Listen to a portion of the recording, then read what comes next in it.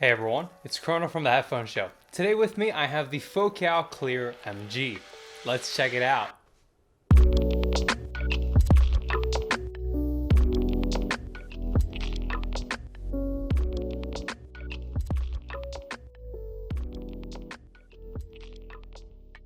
Okay, so the Clear MG was one of the first big and exciting releases of this year, and I suppose that it could be best described as being a new iteration of Focal's beloved Clear, a headphone that has been extremely successful in the high end, but also one that's been officially discontinued since the release of the MG model.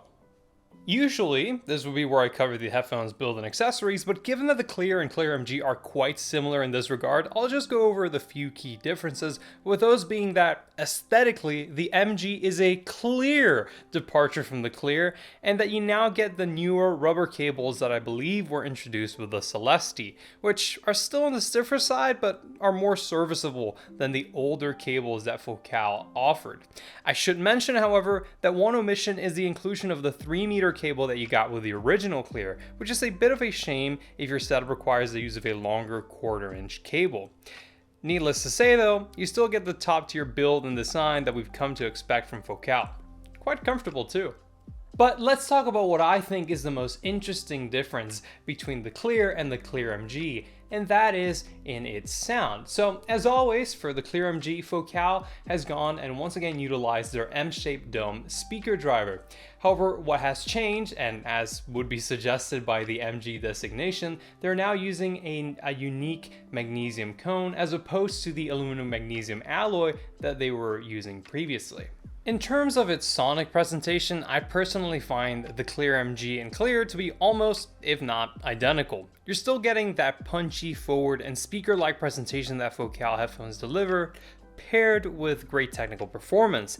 Now, what I found surprising was that despite the driver change, the tuning in both headphones is remarkably similar, with the exception of the treble range, where I found that the MG was significantly warmer, but we'll start off by talking about the bass.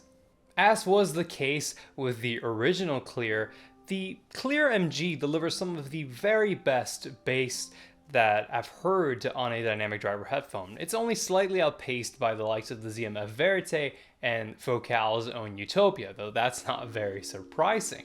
It just has a very articulate and well-controlled bass response, and it also has very good extension for a dynamic driver headphone, with only the slightest bit of roll-off under 35 Hz being audible, at least to me.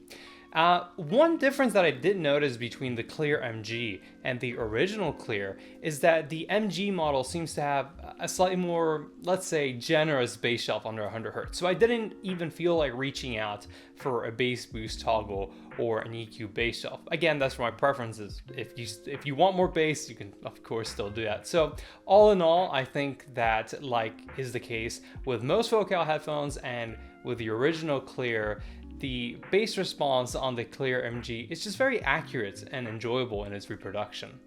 Moving along to the mids, they're again largely similar between the MG and original Clear, but they do have their differences. So the lower mids on both headphones are very well represented, with rich fundamental tones and a linear response from 300 to 1000 Hz. Both headphones also feature the bump I tend to hear on Focal headphones at around 1.5K, which introduces a subtle honk or nasaliness to the headphone's timbre. The upper mids though is where the MG differs a bit from the original Clear, because it's slightly cooled down at around 3K, and that is a change that I personally like, because I found the older model to be just a tiny bit shouty at around that region of the frequency response.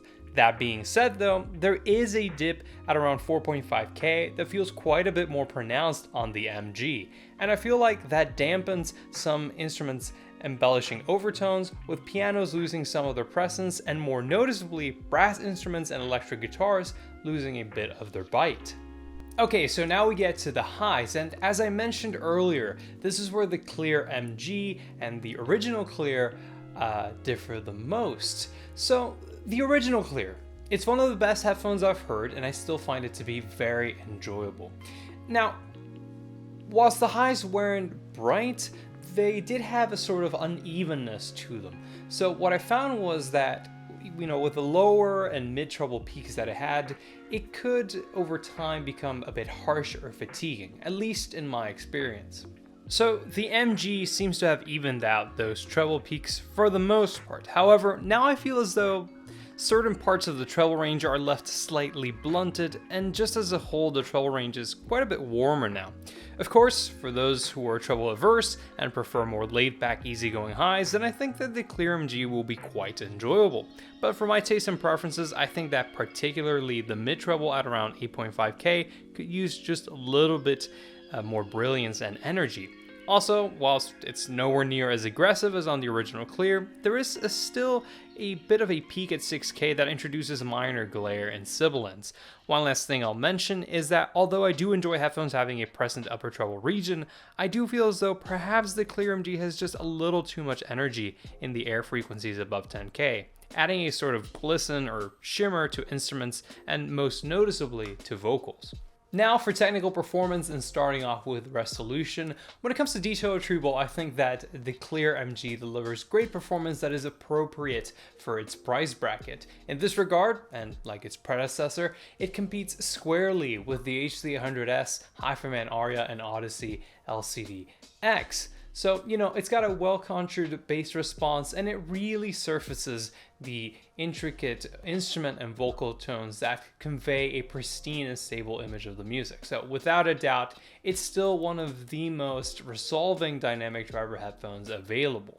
As far as its spatial presentation goes, the soundscape created by the Clear MG is very much like that of other open back Focal headphones. That is to say that its soundstage is fairly forward and intimate like on an HD600 series headphone, but it's got precise imaging that perfectly delineates the positioning and directionality of sound with outstanding layering capabilities that even through complex musical passages properly define and space out each track in a mix. Last but not least, we have dynamics, and I'm sure this will be of no surprise to anybody who's tried out a Focal headphone or heard our other reviews about them, but for dynamics, the Clear MG delivers some of the very best performance out there. So as is usually the case with Focal headphones, the Clear MG has great microdynamics, and it just makes for a punchy listening experience. It has a weighty bass response and a sort of physicality to it that just makes instrument lines a lot more lively and believable. So overall, it's a very engaging and energetic listening experience. As always, before heading into the conclusion of the video, I just wanted to briefly mention EQ. Now, I think that the Clear MG sounds great out of the box, but of course, as with every headphone I review, I like to bring it just a little closer to my personal preference, so I've made an EQ profile for it. And if you'd like to try it out, there will be a link in the description down below to a post I've made on the headphones community forums that is basically a compilation of all the EQ profiles I've made. Anyhow, now to wrap up this review, the Clear MG, like its predecessor, I think it's a brilliant and very competitive headphone. Now, I'll say that, at least for me personally, for my taste and preferences, I find that the new, slightly tweaked tuning that we get on the Clear MG is an improvement over the original, because at least in my opinion, I think that the treble being more laid back, I find that it's easier on the ears, and it didn't prompt me to reach out for EQ as quickly as the original Clear did. So if you're in the market for a high-end open back dynamic driver headphone that has a pretty enjoyable tonality and excellent technical performance, then the Focal Clear MG gets a very strong recommendation from me. That being said though, I think that if you already own an original Clear and are happy with the tuning, there is no real reason to buy the Clear MG. Similarly, if you're in the market for a Focal Clear and don't mind the treble, or you're comfortable using EQ, then buying the original Clear either from headphones.com, which still has stock remaining of the original and sells them for I think $500 less than the Clear MG, or buying it from the used market is still a great option. Anyways, that is all for me today. I hope you enjoyed this video or found it useful. If you did, do consider dropping a like. And if you'd like to learn more about the Clear MG or many other headphones, I highly encourage you to check out the review section available on headphones.com. For more headphone and audio content, stay tuned by subscribing to the Headphone Show here on YouTube. And until next time, this is Chrono wishing you a happy new year and signing off.